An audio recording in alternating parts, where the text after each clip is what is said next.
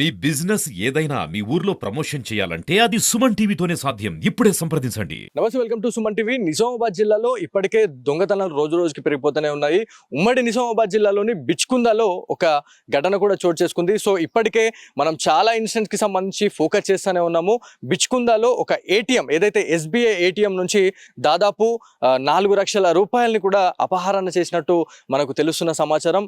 ఎవరైతే దొంగతనానికి వచ్చిన వాళ్ళు మెయిన్ గా ఏటీఎం ని ధ్వంసం చేసి మరి తీసుకువెళ్తారు. కాకపోతే నిన్న బిచ్కుందలో ఏటీఎం తెరుచుకోకపోవడం వల్ల ఏదైతే ఒక మహారాష్ట్ర నుంచి ఒక వెహికల్ ని తీసుకొచ్చి దాదాపు 4 దొంగలు ఆ ఏటీఎం ని మొత్తం తాడుతో కట్టేసి కార్తోని టోచన్ చేసేసి గుంజేసి ఆ వెహికల్లోనే ఆ క్వాలిక్స్ వాహనంలోనే ఆ మిషన్ ని తీసుకొని వెళ్ళిపోయారు అని చెప్పేసి మనకి ప్రాథమికంగా వస్తున్న సమాచారం. ఇప్పటికే పోలీస్ అధికారులు ఆ ఏటీఎం కి సంబంధించి ఆ టైంలో దొంగతనం జరిగిన విజువల్స్ ని కూడా సోషల్ మీడియాలో వైరల్ చేయడం జరిగింది. సో ఎవరైనా మీకు ఎలాంటి అలికిడి కనిపించినా కూడా డైల్ 100 కి కాల్ చేయాలి అని చెప్పేసి ఇప్పటికే పోలీస్ అధికారులు చెప్తున్నా కూడా నైట్ టైంనే టార్గెట్ చేస్తూ ఉన్నారు కొంతమంది దొంగలు. ఏదైతే 1 నుంచి 3 గంటల సమయంలో ఎవరైనా ప్రతి ఒక్కరు గాఢ నిద్రలో ఉంటారు కాబట్టి ఆ టైంలో సరైన పెట్రోలింగ్ వ్యవస్థ లేకుండా కూడా ఇలాంటి దొంగతనాలు జరుగుతున్నాయి అని చెప్పేసి ప్రజల నుంచి వస్తున్న ఆరోపణ. సో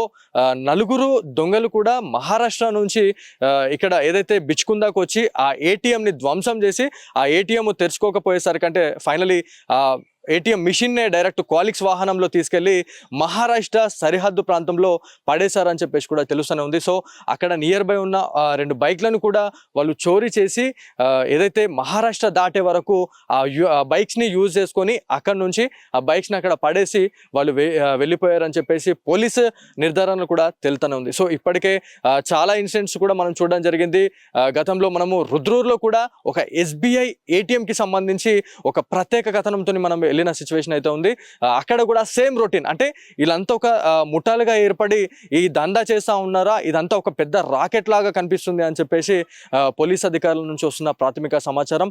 రుద్రూరులో ఎలాగైతే అక్కడ ఇన్సిడెంట్ జరిగిందో సో బిచ్కుందాలో కూడా సేమ్ యాజ్ టీజ్ గా దాదాపు ఇన్సిడెంట్ రుద్రూరులో ఒక దాదాపు 2 months బ్యాక్ జరుగుతాయి. ఇప్పుడు మళ్ళీ బిచ్కుందాలో మళ్ళీ ఇలాంటి ఘటన జరగడం పట్ల సేమ్ వాళ్ళే ఈ దొంగతనం చేసినట్టు పోలీసులు ఒక నిర్ధారణకైతే వస్తూ ఉన్నారు. సో అక్కడ సెల్ ఫోన్ సిగ్నల్స్ ఆధారంగా వాళ్ళని పట్టుకుంటాము అని చెప్పేసి కూడా పోలీస్ అధికారులు తెలుపుతున్న సమాచారం. కాకపోతే ఇలాంటి దొంగతనాలకు సంబంధించి మనం గతంలో ఎప్పుడు కూడా చూడలేదు.